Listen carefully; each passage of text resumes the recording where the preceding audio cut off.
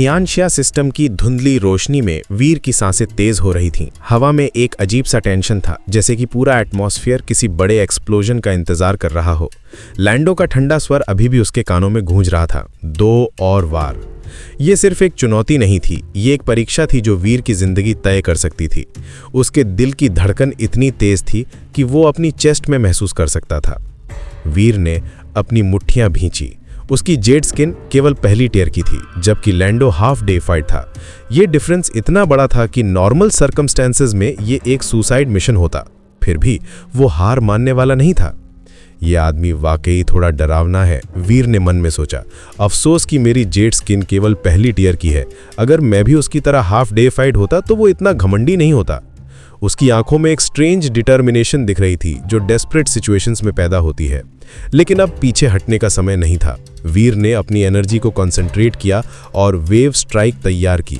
ये कोई साधारण अटैक नहीं थी, ये मल्टी लेयर्ड थी, जिसमें कई परतों की शक्ति एक साथ रिलीज होती थी। उसने अपनी सारी पावर को एक सिंगल पॉइंट पे फोकस किया, जैसे कि सूरज की रेज को मैग्नीफाइंग ग्लास से कॉन्सेंट्रेट करते हैं। एनर्जी की वेव्स उसके हाथों के अराउंड घूमने लगी, क्रिएटिंग एक मेस्मराइजिंग पैटर्न। पहला वार, वीर चिल्लाया और अपनी पूरी ताकत से वेव स्ट्राइक को लैंडो की तरफ भेजा।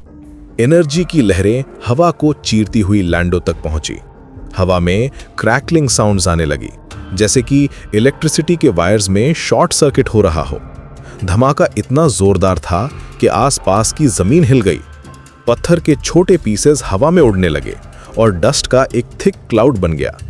धुआं छटने पर जो नजारा दिखा वो वीर को हैरान कर गया। लैंडो का किंग क्लास आर्मर पूरी तरह से डस्ट में बदल गया था, जैसे कि किसी ने सेंचुरीज ओल्ड मैन्युस्क्रिप्ट को हवा में फेंक दिया हो। लेकिन लैंडो खुद बिल्कुल वैसे ही खड़ा था, जैसे कुछ हुआ ही ना हो। उसके फेस पर कोई एक्सप्रेशन नहीं था, ना पेन का न सरप्राइज का। क्या शक्तिशाली शरीर है, वीर ने हैरानी से कहा। उसकी सबसे पावरफुल अटैक ने लैंडो को हिला तक नहीं दिया था। ये देखकर उसके कॉन्फिडेंस में एक क्रैक आ गई। लैंडो ने अपने कंधों से डस्ट झाड़ी और शांत आवाज में कहा, 1 और वार। उसकी वॉइस में कोई इमोशन नहीं थी, जैसे कि वो वेदर के बारे में बात कर रहा हो। वीर का दिल तेजी से धड़क रहा था। उसके पास अब केवल एक ऑप्शन बचा था, थंडर गॉड स्पाइक। ये उसका किलर वेपन था, जो डीफाइड एलीट्स को भी पैरालाइज कर सकता था। ये वेपन सेंचुरीज की रिसर्च और डेवलपमेंट का रिजल्ट था, लाइटनिंग एलिमेंट से भरा हुआ। लेकिन क्या ये लैंडो पर काम करेगा? उसके माइंड में डाउट्स आने लगे। अगर ऐसी बात है तो मुझे अपना किलर वेपन इस्तेमाल करने के लिए मत दोषो, वीर ने कहा। उसकी वॉइस में एक डेस्परेट एज थी। उसने थंडर गॉड स्पाइक को एक्टिवेट किया। ये वेपन लाइटनिंग एलिमेंट से भरा हुआ था और इसकी पैरालाइजिंग पावर इतनी स्ट्रांग थी कि सबसे पावरफुल वॉरियर्स भी इससे नम हो जाते थे। वेपन एक्टिवेट होते ही हवा में इलेक्ट्रिकल चार्ज महसूस होने लगा, जैसे कि स्टॉर्म आने वाला हो। तुम वाकई डॉज नहीं करोगे? वीर ने आखिरी बार पूछा। उसकी आवाज में एक स्ट्रेंज मिक्सचर था, रिस्पेक्ट और डिसबिलीफ का। लैंडो ने सिर्फ अपने कंधे उचकाए। ये जेस्चर इतना कैजुअल था कि वीर को और भी नर्वस लगा। वीर ने थंडर गॉड स्पाइक को रिलीज किया। लाइटनिंग की चमक से पूरा एरिया ब्राइट हो गया, जैसे कि दिन के मिडिल में सडनली सूरज डबल ब्राइट हो गया हो। इलेक्ट्रिकल एनर्जी की वेव्स लैंडो के शरीर से टकराईं, स्पार्क्स उड़ने लगे। हवा में ओजोन की स्मेल आने लगी। लाइटनिंग के पैटर्न्स ब्यूटीफुल लेकिन डेडली थे, क्रिएटिंग एक स्पेक्टेकुलर लाइट शो। लेकिन जब सब कुछ शांत हुआ तो लैंडो वहीं खड़ा था, बिल्कुल अनअफेक्टेड। उसके बाल तक हिले नहीं थे। ये कैसे पॉसिबल है? वीर ने शॉक खाकर पूछा। उसकी वॉइस में जेन्युइन कंफ्यूजन था। लैंडो ने काम वॉइस में जवाब दिया, मेरा शरीर ब्रोकन है, मैं कुछ भी फील नहीं कर सकता। मुझे दर्द, नमनेस या डिजीनेस महसूस नहीं होती। लाइटनिंग एलिमेंट की नमनेस और डिजीनेस मुझ पर काम नहीं करती। ये सिर्फ लाइटनिंग की थोड़ी सी डिस्ट्रक्टिव पावर है। उसकी एक्सप्लेनेशन इतनी मैटर ऑफ फैक्ट थी कि वीर को एक चिल महसूस हुई। वीर को समझ आ गया। अब मैं समझा थंडर गॉड स्पाइक तुम पर क्यों काम नहीं किया। उसकी वॉइस में एक स्ट्रेंज मिक्सचर था डिफीट और अंडरस्टैंडिंग का। इस मोमेंट में वीर को रियलाइज हुआ कि वो किसके सामने खड़ा था। लैंडो सिर्फ पावरफुल नहीं था, वो प्रैक्टिकली इनविंसिबल था। उसका ब्रोकन बॉडी उसे एक लिविंग वेपन बना देता था, जिसे कोई भी कन्वेंशनल अटैक हार्म नहीं कर सकती थी। ये एक टेरिफाइंग रियलाइजेशन था, फाइटिंग समवन जो पेन महसूस ही नहीं कर सकता। चलो, लैंडो ने कहा और आगे बढ़ने लगा।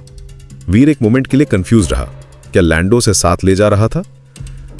एक्चुअली नहीं, मैं सिर्फ ये जानता हूं कि मैं भाग नहीं सकता, वीर ने ऑनेस्टली कहा। उसकी ऑनेस्टी में एक स्ट्रेंज वल्नरेबिलिटी थी। तुम ऑनेस्ट हो, लैंडो ने रिप्लाई किया। उसकी वॉइस में पहली बार कुछ वार्मथ दिखी और इस तरह एक अनएक्सपेक्टेड अलायंस की शुरुआत हुई। वीर ने रियलाइज किया कि लैंडो के साथ रहना ही उसके सर्वाइवल का बेस्ट ऑप्शन था। इस डेंजरस त्यानशा सिस्टम में लैंडो जैसे पावरफुल अलाय के बिना सर्वाइव करना ऑलमोस्ट इम्पॉसिबल था। ये डिसीजन प्रैक्टिकल था, लेकिन साथ ही एक स्ट्रेंज कंफर्ट भी देता था। वे दोनों 10,000 माइल्स तक उड़ते रहे।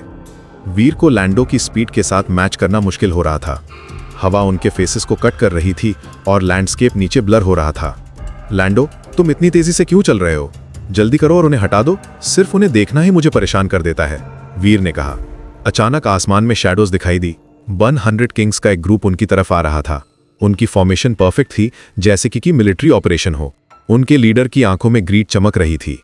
वे वीर को कैप्चर करने आए थे, उसकी यूनिक एबिलिटीज के लिए। लेकिन जैसे ही उन्होंने लैंडो को देखा, उनके चेहरों का रंग उड़ गया। लैंडो का रेप्यूटेशन त्यानशिया सिस्टम में लेजेंडरी था। स्टोरीज थी उसके इनविंसिबिलिटी की, लेजेंड्स थे उसके बैटल्स के। उसने बिना कुछ कहे सिर्फ एक लुक दिया और किंग्स समझ गए कि यहाँ इंटरफेरेंस करना सुसाइड होगा। उसकी प्रेजेंस इतनी इंटिमिडेटिंग थी कि हवा में टेंशन महसूस हो रही थी। उसके रास्ते में मत आना, किंग्स के लीडर ने अपने कंपेनियंस को वार्न किया। उसकी वॉइस में फियर और रिस्पेक्ट का मिक्सचर था। किंग्स का ग्रुप वापस चला गया, लेकिन उसका लीडर फ्रस्ट्रेटेड था।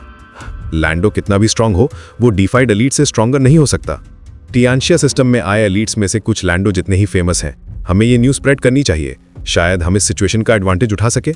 उसके माइंड में ऑलरेडी प्लान्स बन रहे थे। वीर ने देखा कि कैसे लैंडो की मियर प्रेजेंस ने पूरे सिचुएशन को कंट्रोल कर लिया था। ये सिर्फ फिजिकल स्ट्रेंथ नहीं थी, ये साइकोलॉजिकल डोमिनेंस थी। लैंडो का ब्रोकन बॉडी उसे पेन से इम्यून बनाता था, लेकिन उसका रेप्यूटेशन उसे प्रैक्टिकली अनटचेबल बनाता था। जैसे जैसे वे आगे बढ़ते गए, वीर को रियलाइज हुआ कि ये अलायंस सिर्फ कन्वीनियंस नहीं थी। त्यानशिया सिस्टम में सर्वाइवल के लिए समटाइम्स आपको अपने एनिमीज को एलाइज बनाना पड़ता है। लैंडो का इनविंसिबल बॉडी और वीर की स्ट्रेटेजिक थिंकिंग, ये कॉम्बिनेशन पावरफुल हो सकता था। लेकिन वीर जानता था कि ये सिर्फ शुरुआत थी। किंग्स के लीडर का प्लान और भी एलीट्स को इन्वॉल्व करने का था। जल्द ही उन्हें और भी डेंजरस चैलेंजेस का सामना करना पड़ेगा। फिर भी इस मोमेंट में वीर को एक स्ट्रेंज कंफर्ट महसूस हो रही थी। लैंडो के साथ वो जानता था कि वो सेफ था, और शायद इस अनएक्सपेक्टेड पार्टनरशिप में वे दोनों को कुछ ऐसा मिल सकता था जिसकी उन्हें तलाश थी। एक ट्रू एलाय जिस पर भरोसा किया जा सके। त्यानशिया सिस्टम की मिस्ट्रीज अभी भी उनका इंतजार कर रही थीं, लेकिन अब वे अकेले नहीं थे। उनके आगे जो भी चैलेंजेस आए, वे टुगेदर फेस करेंगे।